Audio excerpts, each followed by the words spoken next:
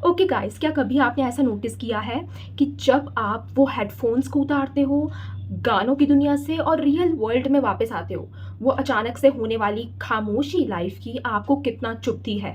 आप एक ऐसी दुनिया से लौट कर आते हैं जहां आप सबसे सुंदर हैं, सबसे हैंडसम हैं, सबसे सक्सेसफुल हैं, जहां हर कोई आपसे प्यार करता है।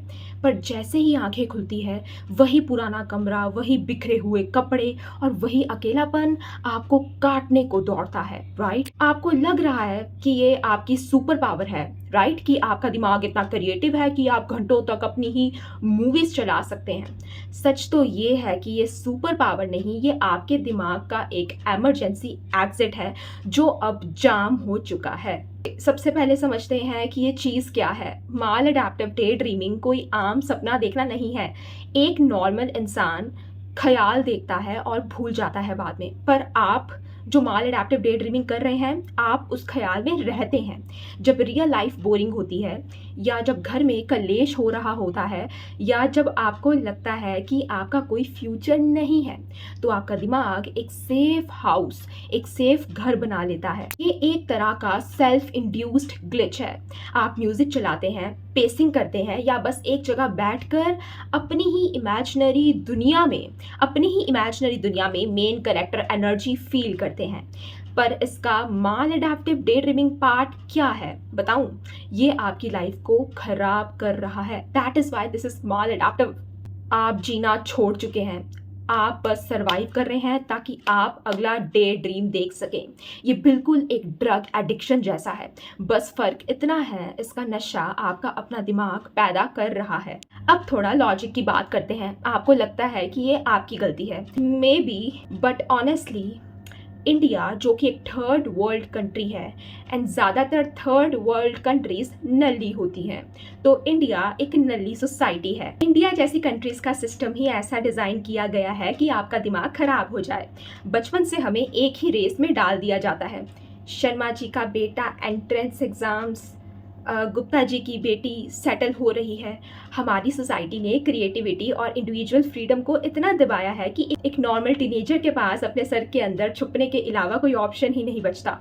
ये जो हमारा एजुकेशन सिस्टम और फैमिली स्ट्रक्चर है ना, ये आपके दिमाग के साथ खिलवाड़ करता है। ये आपको एक रोबोट बनाना चाहते हैं, और जब आप वो रोबोट नहीं बन पाते तो आप मेंटल एस्केप ढूंढते हैं। ये सोसाइटी चाहती ही नहीं कि आप होश में रहें, क्योंकि जो इंसान होश में रहता है वो सवाल करता है, और जो डे ड्रीमिंग में खोया रहता है वो बस एक कोने में पड़ा रहता है। सिस्टम के लिए हार्मलेस बनकर हमें हमेशा से सिखाया गया कि पेरेंट्स को खुश रखो, सोसाइटी में इज्जत बनाओ, खुद को प्रूफ करो। पर मैं आपसे कहना चाहती हूँ, किसी को कुछ भी प्रूफ करने की ज़रूरत नहीं है। आपकी सबसे बड़ी प्रायोरिटी आप खुद हैं। आप इस दुनिया में दूसरे के सपने पूरे करने नहीं आए हैं। जब तक आप लोग क्या कहेंगे के डर में जिएंगे, आप कभी डे ड्रीमिंग से बाहर नहीं निकल पाएंगे, क्योंकि फैंटेसी ही वो जगह है जहां आपको किसी का डर नहीं लगता। अब आते हैं एक और डीप डाउन एनालिसिस पर। इसका क्योर क्या है? लोग आपको टिप्स देंगे, फोकस करो, मेडिटेशन करो, बिजी रहो, पर क्या ये काम करता है? Up to a some extent, लेकिन बाद में नहीं, क्योंकि आप जितना लड़ेंगे उतना ही ये बढ़ेगा।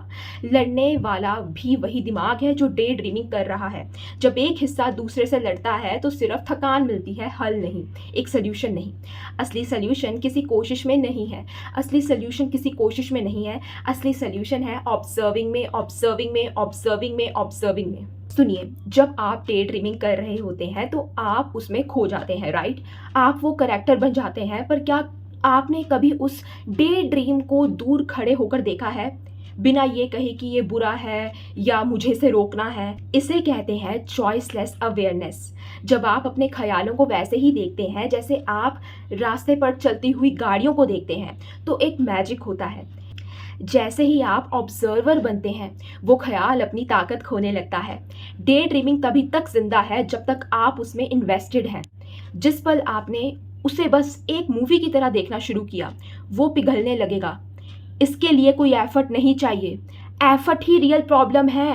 एफर्ट का मतलब है दिमाग का दिमाग से लड़ना। आपको बस होश में आना है, होश में आना है। लेट सपोज आप गाना सुन रहे हैं, आप रूम में चल रहे हैं, साथ में हंस रहे हैं, आप पेसिंग कर रहे हो। जब म्यूज़िक आपको हाई दे रहा हो, तब बस एक बार रुक कर पूछिए, मैं अभी क्या कर रहा हूँ बिना किसी गिल्ट के, बिना किसी डर के। बस देखिए कि कैसा आपका दिमाग आपको बेवकूफ़ बना रहा है। देखिए उस डर को जिसे बचने के लिए आपने ये सपना बुना है। जब आप डर का सामना करते हैं तो डर गायब हो जाता है, पर जब आप डर से भागते हैं तो वो डे ड्रीमिंग बन जाता है।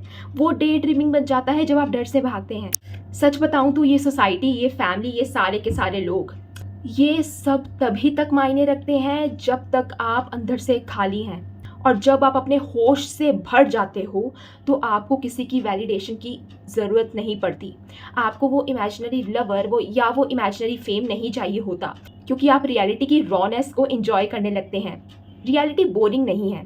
आपकी नल्ली सोसाइटी ने आपको ये यकीन दिला दिया है कि रियलिटी बोरिंग है, ताकि आप उनके बनाए हुए मैट्रिक्स में फंसे रहें। आपको किसी को प्रूव करना या कि आप कितने स्मार्ट हैं या आप कितने कैपेबल हैं, आप कितना सोसाइटी में फिक्स हो रहे हैं, की ज़रूरत बिल्कुल भी नहीं है। अपने आप को इस वैलिडेशन के प्रूफ से या दिखाने के प्रूफ से आज़ाद कर दीजिए। जिस दिन आपने ये मान लिया कि मैं जैसा हूँ, मैं जैसी हूँ, वैसे ही काफ़ी हूँ, उस दिन आपकी फैंटेसी की दीवारें गिरने लगेंगी। डे ड्रीमिंग एक जंजीर है और आप ही वो इंसान है जिसने इसे पहना है, क्योंकि आपको लगता है कि बाहर की दुनिया बहुत जालिम है। पर सच तो ये है कि अंदर की दुनिया आपको जिंदा निगल रही है। ओपन योर आइज गाइस, इस पल को देखो, इस पल को देखो।